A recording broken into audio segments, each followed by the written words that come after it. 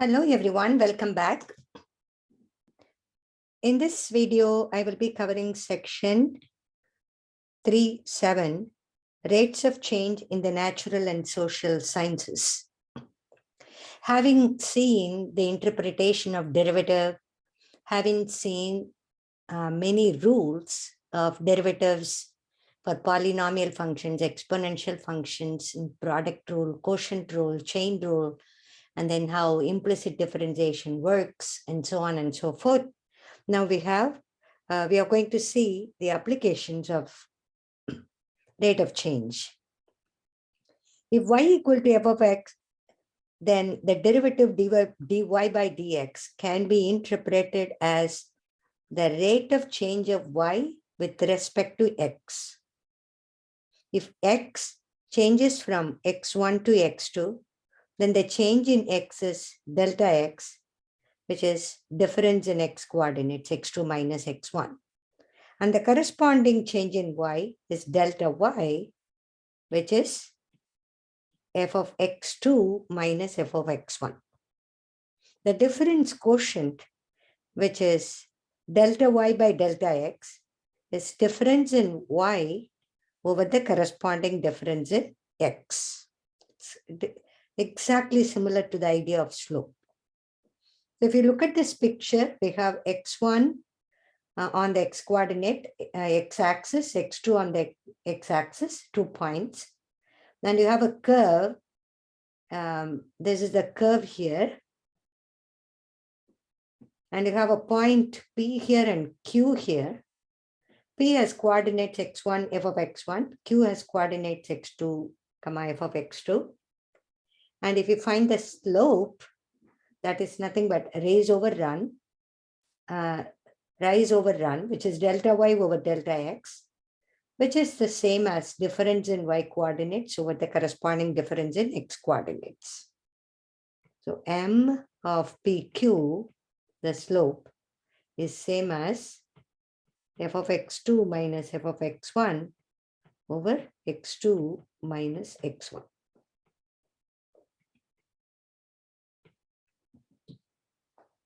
So this difference quotient is defined to be the average rate of change of y with respect to x.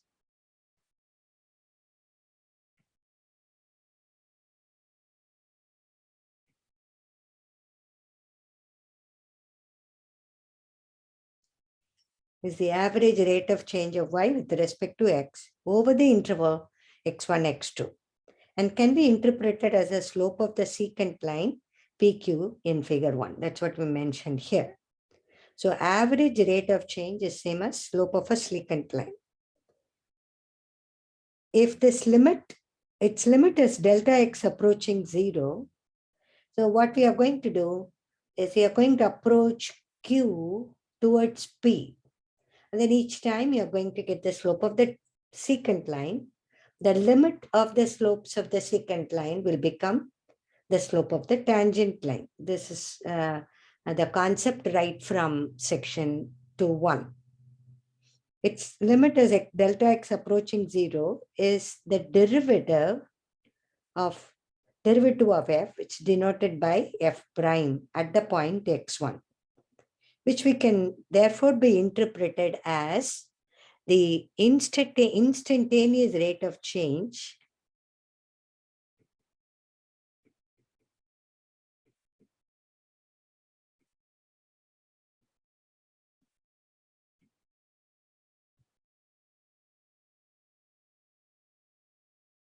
can be interpreted as the instantaneous rate of change of y with respect to x at the slope of the tangent line, which is the same as the slope of the tangent line at p x1, y1, x1, f of x1.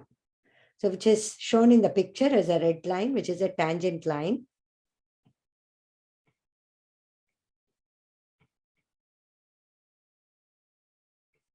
Tangent at x1, f of x1. So you take the average rate of change and then you make the interval shorter and shorter. Then each time you find out the limit and you find out the slope, then the limit of the average rate of change will become the instantaneous rate of change, or the slope of the tangent line at P. We write this as dy by dx equal to limit of delta y over delta x as delta x approaching 0. So these notations were made possible by the mathematician Leibniz. If s equal to f of t is the position function of a particle that is moving in a straight line, then delta s by delta t represents the average velocity over a time period, delta t, and v, which is ds by dt, represents the instantaneous velocity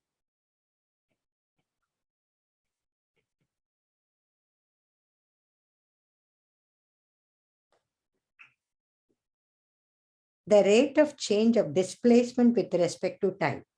Velocity is the change in position over change in time. Velocity has a direction. It can be positive or negative. So which is the displacement over time.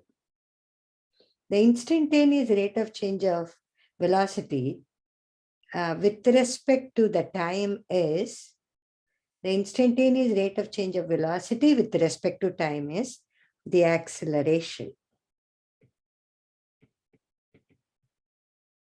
The change in velocity is the acceleration denoted by a of t, which is the derivative of the velocity v prime t, which is the second derivative of the position. So a of t is the derivative of the velocity,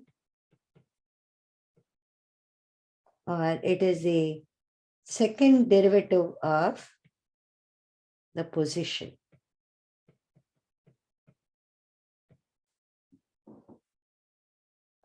Okay, we will use this concept to do the following problem. Let's try number 1. So there are 3 problems in this handout, and problem number 1 is going to be done in this video. And then you can check this problem number 10 and problem number 17, which are done in the chapter video.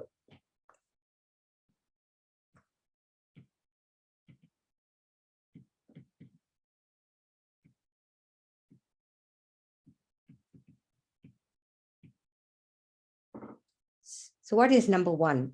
A particle moves according to a law of motion, s equal to f of t, where t is more than or equal to 0, where t is measured in seconds and s is in feet. If f of t equal to t cubed minus 9t squared plus 24t, and we have lots of questions. The first one is find the velocity. Second, what is the velocity after 1 second? Third, when is the particle at rest?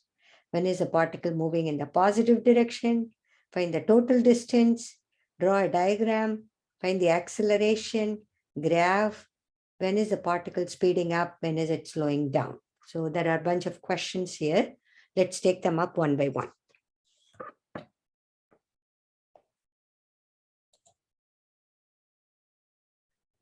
So let's take one by one. Find the velocity at time t. So velocity is the derivative, right? So if f of t is t cubed minus 9t squared plus 24t, velocity at t is the derivative. So we are going to differentiate t cubed minus 9t squared plus 24t, which is 3t squared minus 18t plus 24. The velocity is asked at any time t, so you just have to say it is feet per second. So in the problem, it says that it is measured in, the distance is measured in feet, the time is measured in seconds. So this answers the first part of the question. So that is velocity at any time t. The next part, what is the velocity after 1 second? So velocity after 1 second is nothing but v at 1. So the input of the time, should be equal to 1 here. So wherever you have t, you have to replace that by 1. So 3 times 1 squared minus 18 times 1 plus 24, which is 3 minus 18 plus 24, which is 27 minus 18, which will turn out to be 9 feet per second. So velocity after 1 second is 9 feet per second. That answers part B. What is C? When is the particle at rest? So what is the time when? So that means what is the time for the particle to be particle at rest? That means the velocity should be equal to 0. The particle will be at rest when the velocity becomes 0. So what we have to get, what is the time for the velocity to become 0? So that is the third part. So we will set the velocity to 0. So we got the velocity in the first part, which is 3t squared minus 18t plus 24 equal to 0. We can factor the 3 out. So it is t squared minus 6t plus 8 equal to 0. 3 times t minus 4, then t minus 2 equal to 0. This implies when t equal to 2 and t equal to 4. And the time is 2 seconds after and 4 seconds after, then the particle is at rest. So for the third part, so these are measured in seconds. So 2 seconds and 4 seconds. That is C. Answer to part C. Now D. When is the particle moving in the positive direction?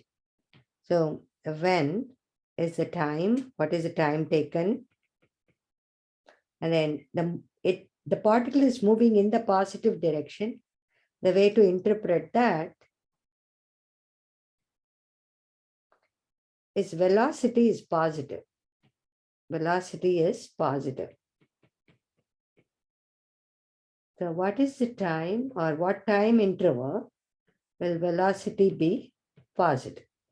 That is part D. The velocity is positive. That means the particle is moving in the positive direction.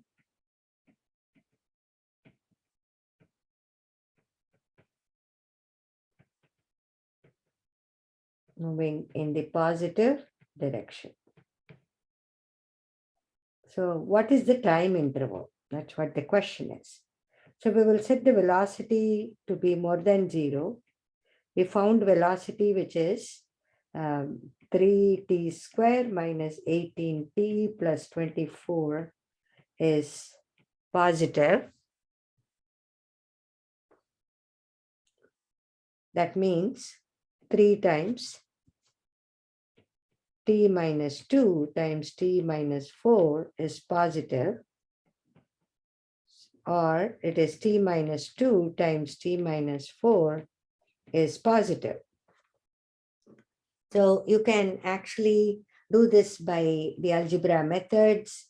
So you can consider the boundary points, which are 2 and 4, and you divide the interval negative infinity to 2, 2 to 4, 4 through infinity. In the context of the problem, t references time, so we don't have to consider negative infinity. We can consider up to 0. So 0 through 2, 0 through 2, then 2 to 4, then 4 through infinity. Or yeah, you can consider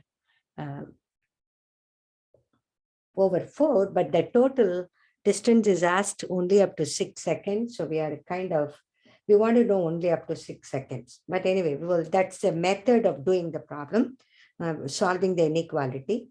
So here we have to take a test point in that interval, and then we have to find out what the sign of t minus 2 is and what the sign of t minus 4 is, and see whether the product is more than 0 or not, right?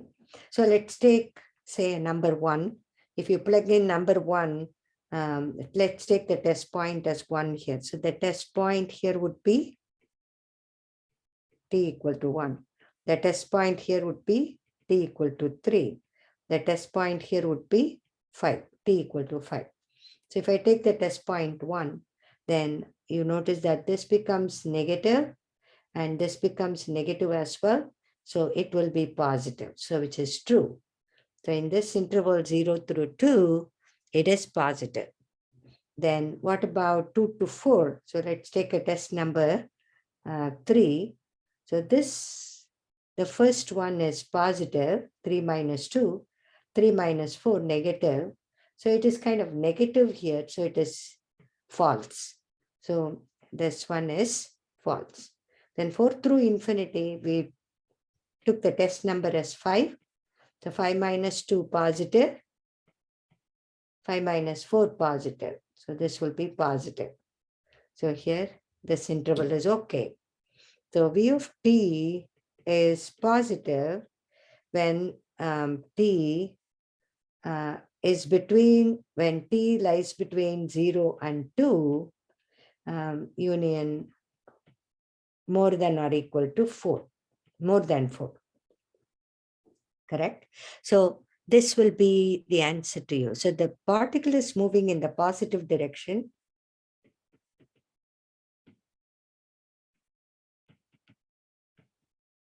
Moves in the positive direction. Positive direction when 0 less than or equal to t less than 2 and or t is more than 4.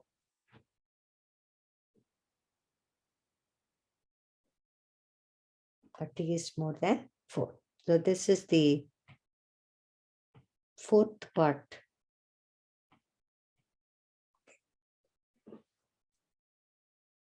Now velocity is positive in the interval 0 to 2 and 4 through infinity. We have to keep that in mind.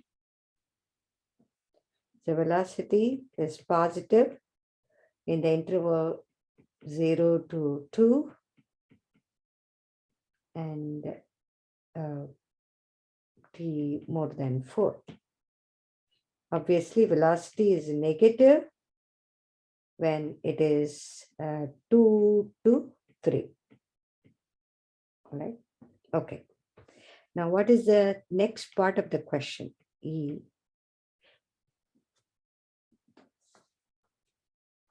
The next part here is find the total distance traveled during the first 6 seconds. Find the total distance traveled during the first 6 seconds. Then draw a diagram to illustrate the motion of the particle. So we'll take these two up, E and F.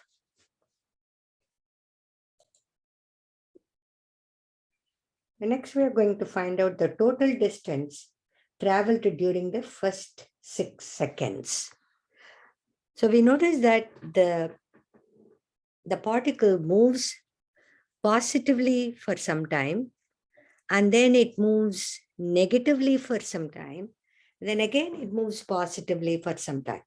So which is shown, which is actually seen here. It moves positively in these two intervals and it moves negatively in this interval. So here we moves positively and in this interval it moves negatively.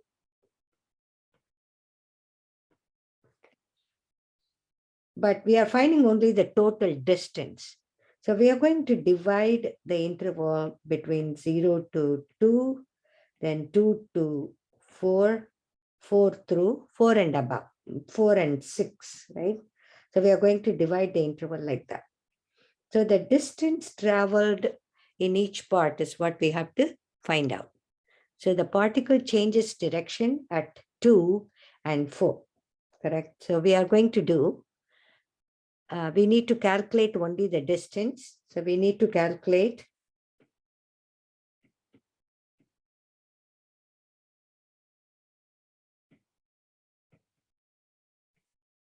the distance on the intervals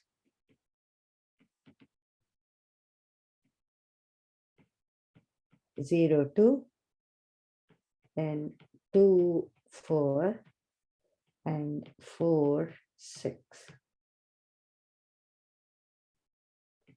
So what is the distance?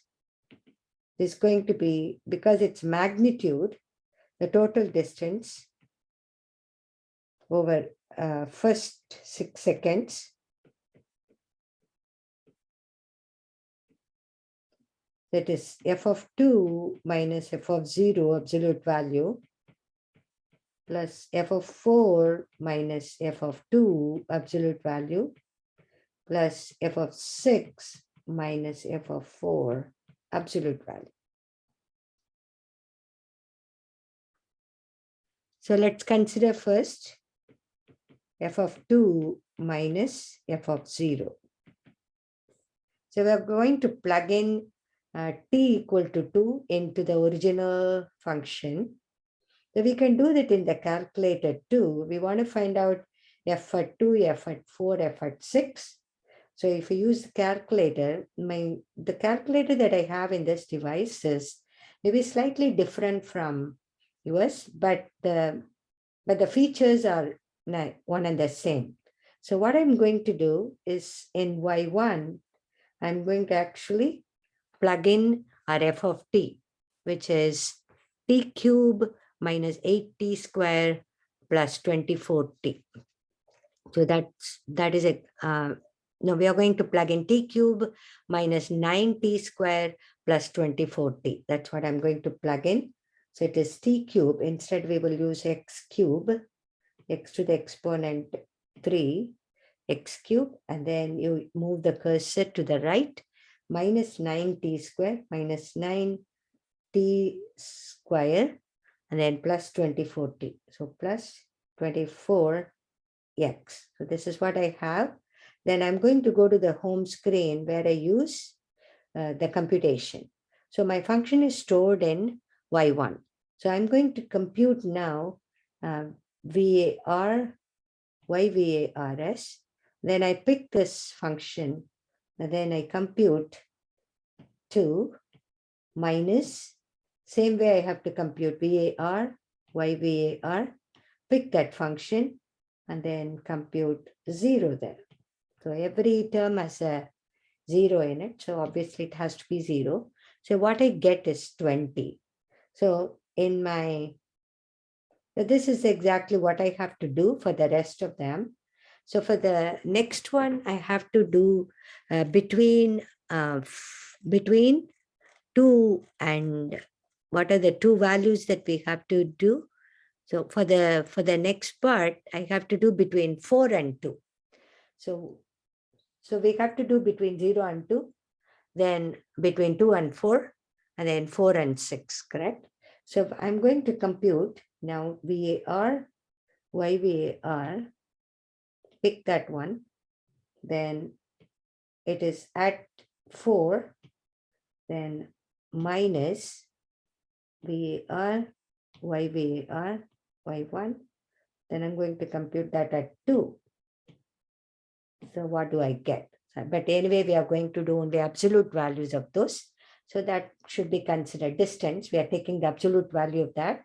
That is going to be, this is showing negative because in that interval, the particle is moving in the negative direction. But when it comes to total distance, we are only taking the absolute values. So we will be taking absolute value of -4 over here. So next part is VAR, YVAR, Y1, and then you consider 6, then minus VAR, YVAR, Y1 at the time 4, close the interval. So we are getting 20, 4, and 20 as we are taking only the absolute values. So which we will plug in here. So this is 20. So in fact, we can plug in these values right over here. This will be 20 absolute value. This will be -4 absolute value plus 20. So which will be total 44 distance of feet.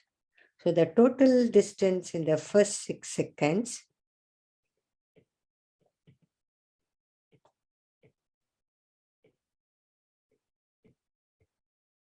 is 44 feet.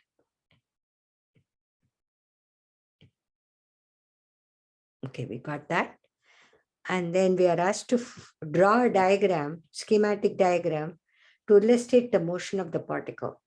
So we know that we are going to consider the diagram from time t equal to 0 and then go up to, it goes, you can even consider beyond 6, but the problem is requiring you to only consider till 6. So if I consider the graph, a rough schematic diagram,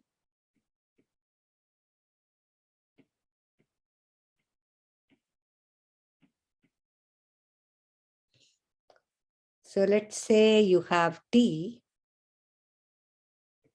then t equal to 0, yes, or f equal to 0. It starts like that. Then we have t equal to 2. Then at that point, so because our function f of t is t cube minus 9t square plus 24t.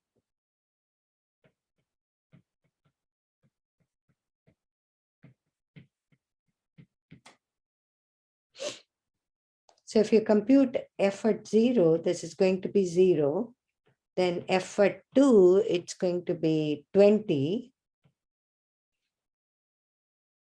So now what happens is it goes till 2 positively.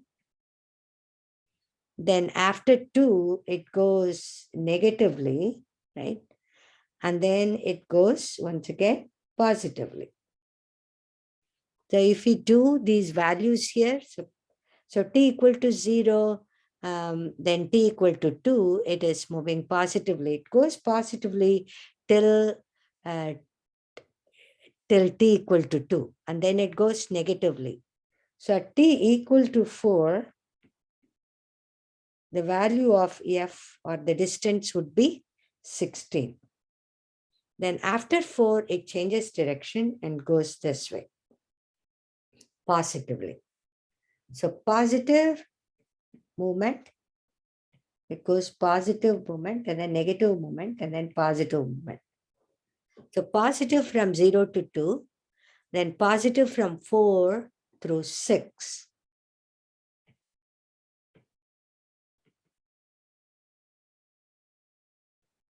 If you plug in 6 into f, you will get 36.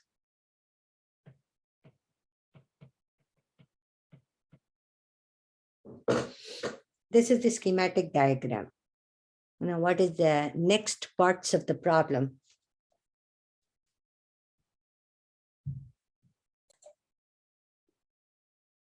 The next part G is find the acceleration at time t and after 1 second.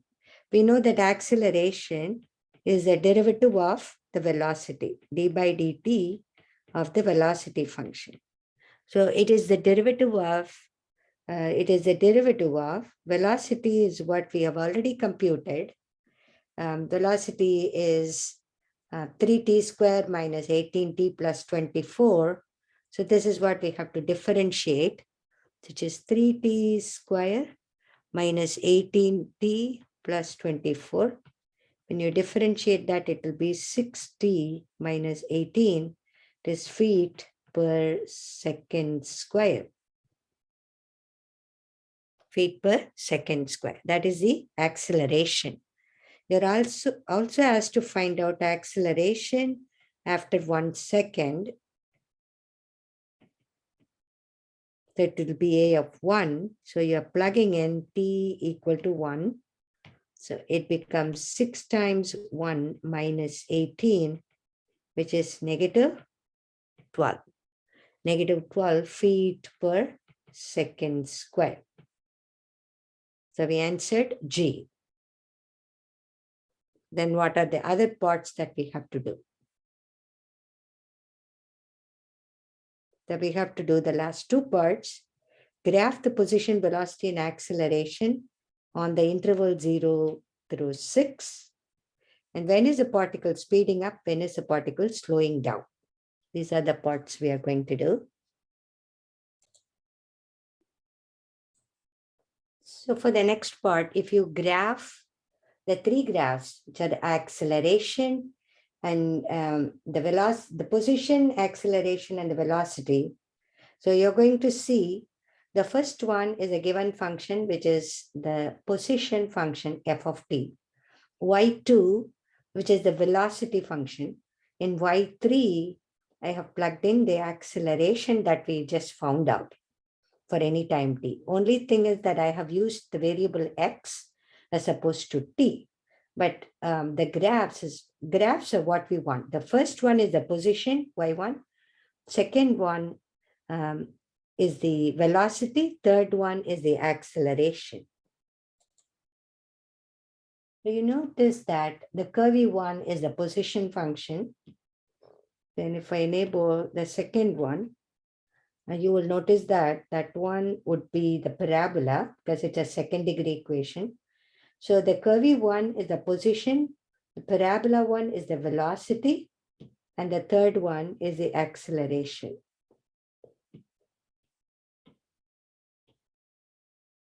Which will be a straight line because it's mx plus b kind. So this is a straight line. So we get the three graphs, and then you have to, and remember that it also showing where the graphs are crossing. So you see a cross at the 2 and at 3 and at 4. Okay, so we will replicate that in our picture to some extent. So we will do that in our actual notes. So we have drawn the three graphs from the calculator. The green one is the position function, which is a cubic one. The second one is the velocity, which is a parabola, 1 degree less, which will be a quadratic one. It crosses the t-axis at 2 and 4. And then the acceleration is a straight line, which crosses at 3. So now the last part in the problem is asking us to find out when is the particle speeding up, when is it slowing down. The last part of the problem is asking when is the particle speeding up, when is the particle slowing down. So let's do that part.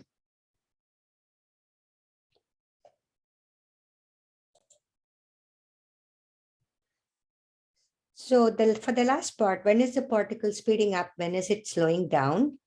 The particle will speed up when both the velocity and acceleration are of same sign. Now you don't have to worry about the position function, the green one in the graph now. You have to focus your attention on blue and the purple graph, which is the velocity and the acceleration. When you have to see when both are of same sign. By that we mean both V and A positive and both V and A negative simultaneously. So when is V and A are of positive sign. So if you look at the graphs to the right of 4, velocity is positive. It is above the x-axis. And also A of t is positive above the x-axis. So above t equal to 4 is one possibility. And they are positive there. Then what about between 2 and 3? Between 2 and 3, you notice that V is negative and also A is negative. So you notice that between 2 and 3 and after 4, both are of same sign. So V of t and A of t are positive on t more than or equal to 4. Then V of t and A of t are of opposite signs, are negative, are less than 0 on 2 to 3, right? So how do you conclude this? So the particle is speeding up. The particle speeds up for 2 less than t less than 3 and t more than or equal to 4. T more than 4. More than 4. At 4 it is equal to 0. So strictly more than 4. So for that part, this is the answer. And for the other part, when will the particle slow down? When both V and A are of opposite signs. Then if V of t is positive, where V of t positive and A of t negative, one possibility, V of t negative, but A of t positive. They should be of opposite signs. So when is it occurring? So we notice that this between 0 and 2, if you look at the graph on the interval 0 through 2, you notice that the blue is above the x-axis, V of t is positive, A of t is negative. So one interval is that V of t positive, A of t negative. It is this interval, 0 to 2. 0 to 2. And then what is the other interval? What happens between 3 and 4? Between 3 and 4, velocity is negative, acceleration is positive. So between 3 and 4.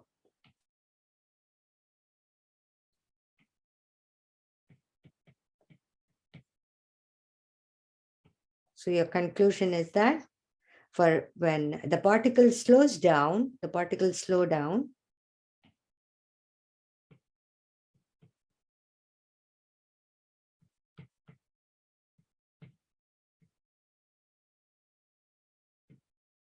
on the interval 0 to 2, you can include 0 there because at 0 it is negative anyways. Positive and negative are happening at 0. So you can include 0 there, and 3 less than t less than 4.